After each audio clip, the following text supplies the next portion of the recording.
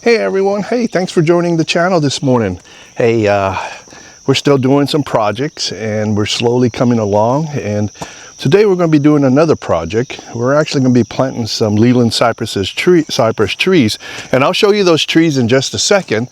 But what we're going to do is I'm putting these trees out for privacy along the road line, and the end of my driveway I do have a road section there, and you know, I just want to eventually hide the cabin from the road, and these are some Leland Cypresses, and I drove pretty much, I think, 3 hours. I had to go to Franklin, Tennessee the other day to do a appointment.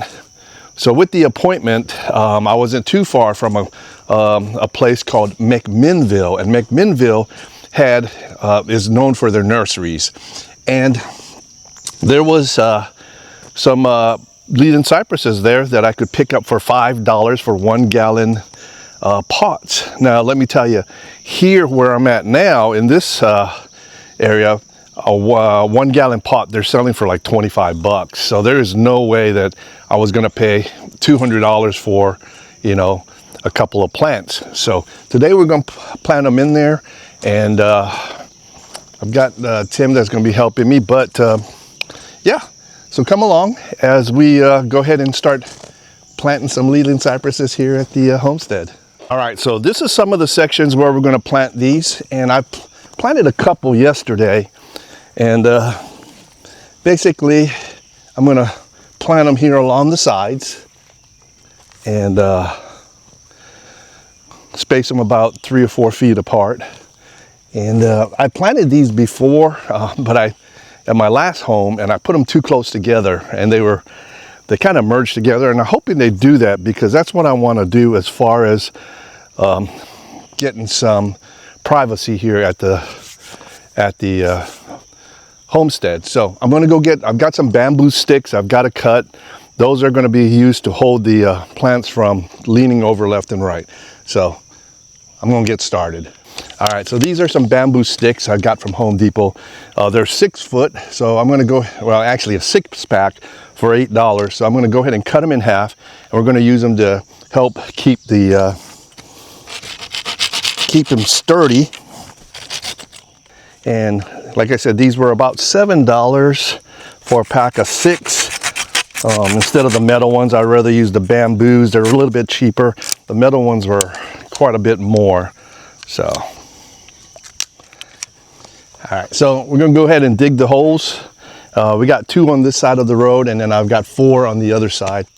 So I don't know how long it's going to take for these to bloom up. I know Leland Cypresses move up pretty quick, and they start to bloom out. So I say I give it about, in 6 months before the fall, it'll probably be about 4 feet high, and hopefully when they start blooming out, but it'll be a little while. But I just need to get this started now since the weather feels like it's going to be humid today. It's going to be another warm one, so I'm charging up the solar and the batteries. You don't have to go all the way that much. There are roots everywhere.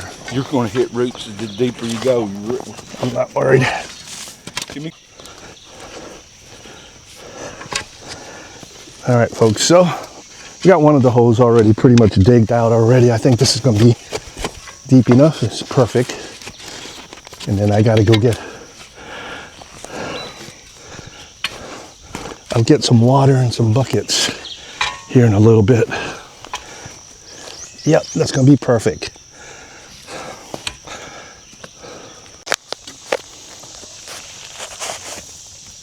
Okay, so I'm going to go ahead and put the poles in.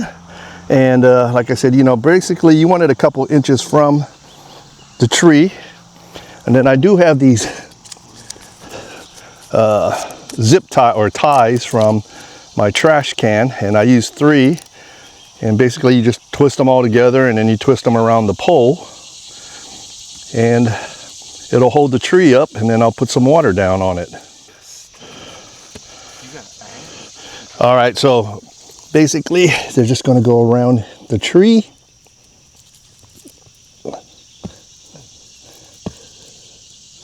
Just like that.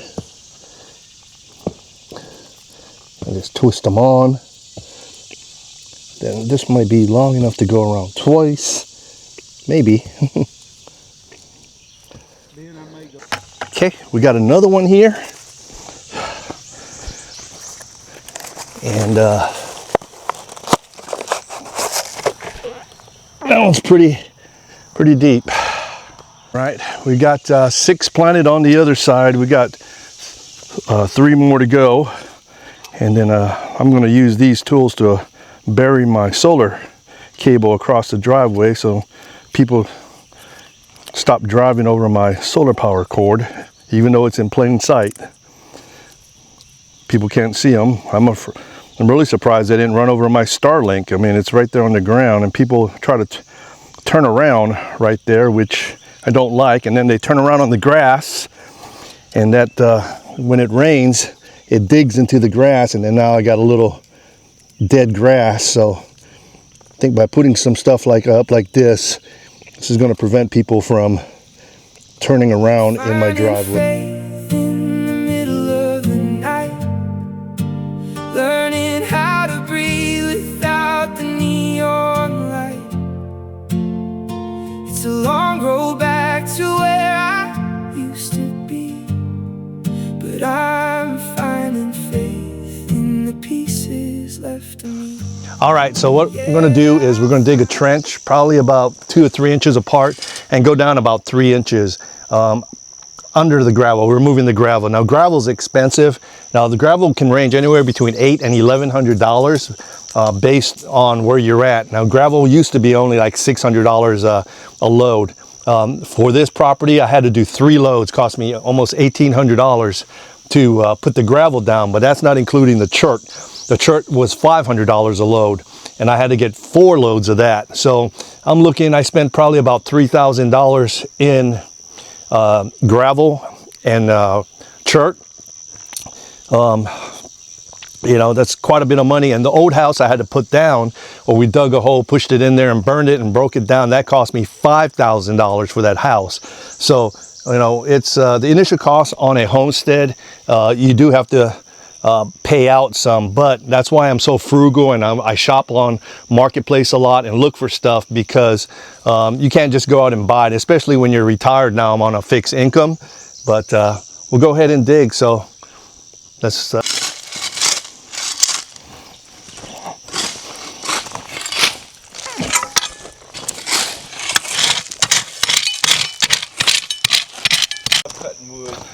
all right, so as long as I can get that section buried right there, because a lot of them turn around right there.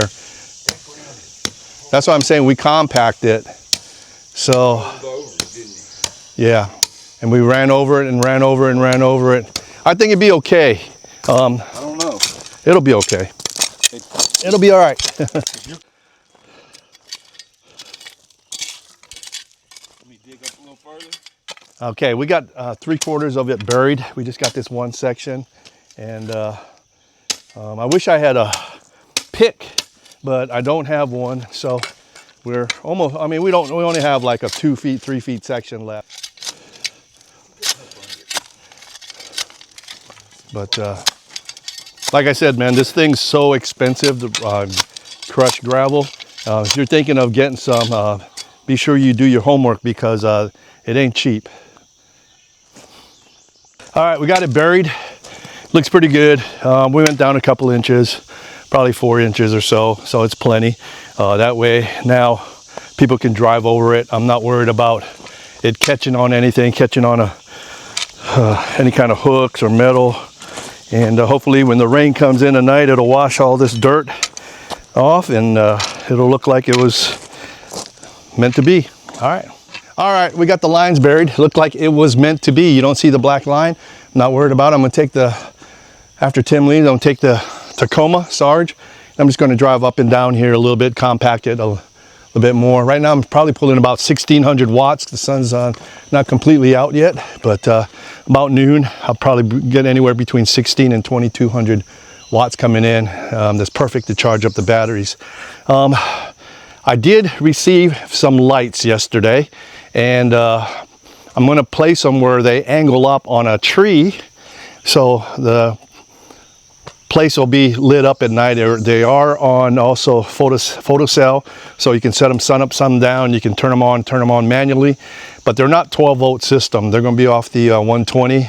So I have a plug right out there, so I'll mount the box out there, and I'll turn them on. I won't run them all night long. I'll set the timer 3 or 4 hours, just especially if I've got people coming at night and stuff like that, so they can see and not run off the road and run over my freshly planted trees. So anyway, I'm gonna go see, put some stuff away, and pretty much we're done planting the trees and the line, and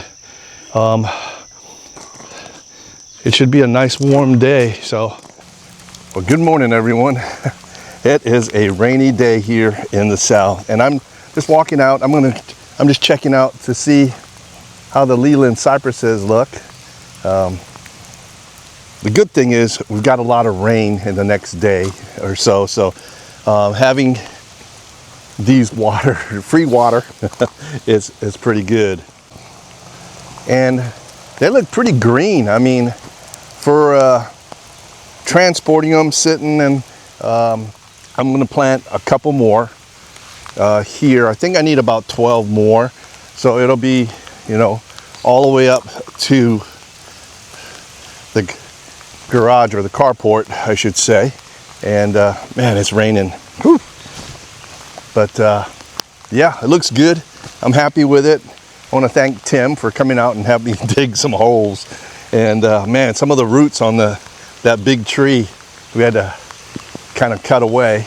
But that project was done.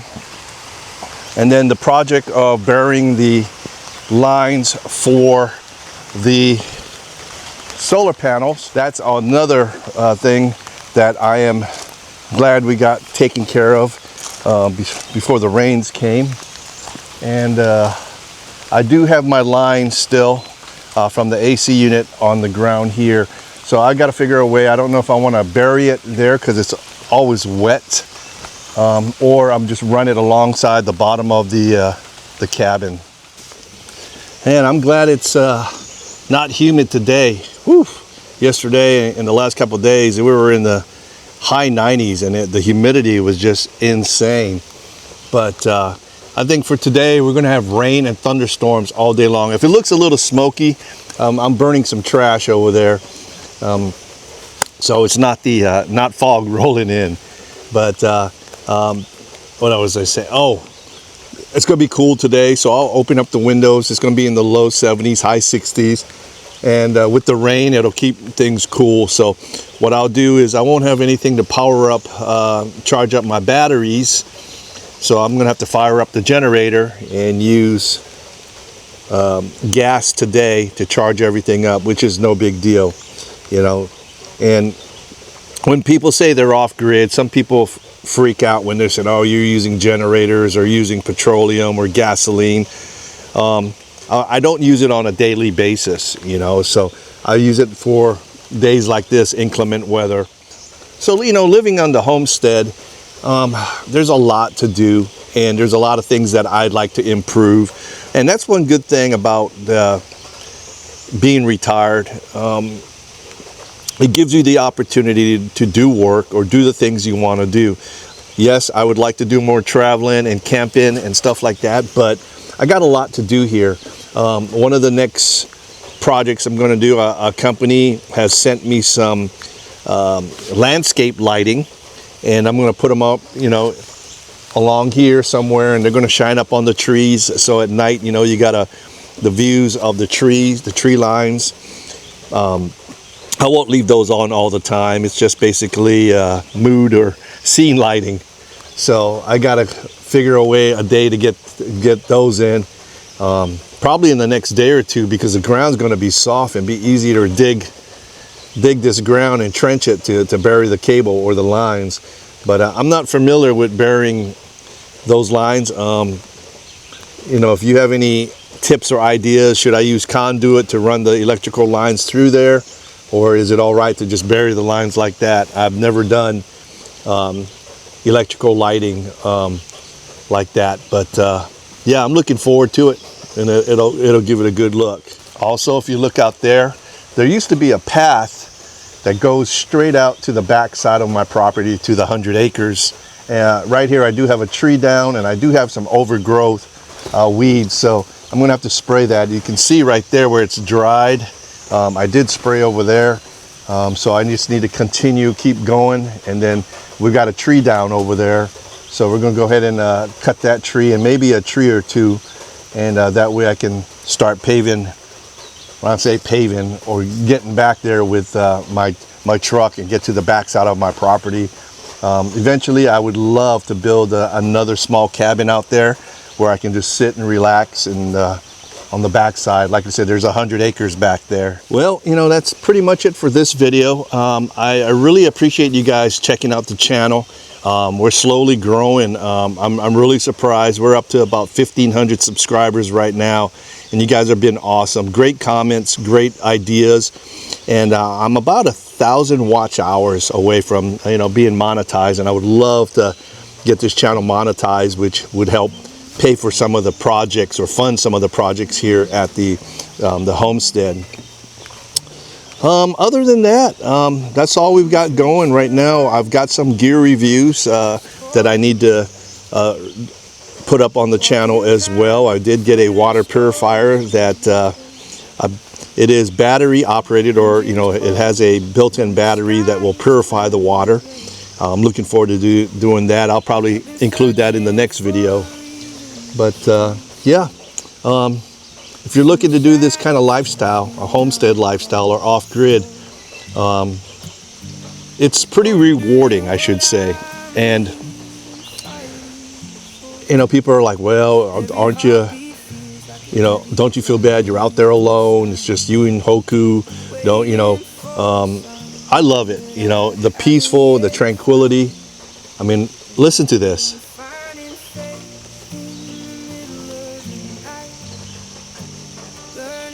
Listen to the rainfalls. I got some birds out there. A little bit of wind coming through, rain falling on the leaves. And I love it, you know, and being, you know, living in, you know, the city limits of, you know, having that big house and all that stuff was cool, but I don't regret doing it at all. So if you're looking for the homestead lifestyle, you can do it. It just takes a little bit of planning. And you know, I retired at age 58, and you know, I actually retired from the military in 2012. God, that's 14 years ago.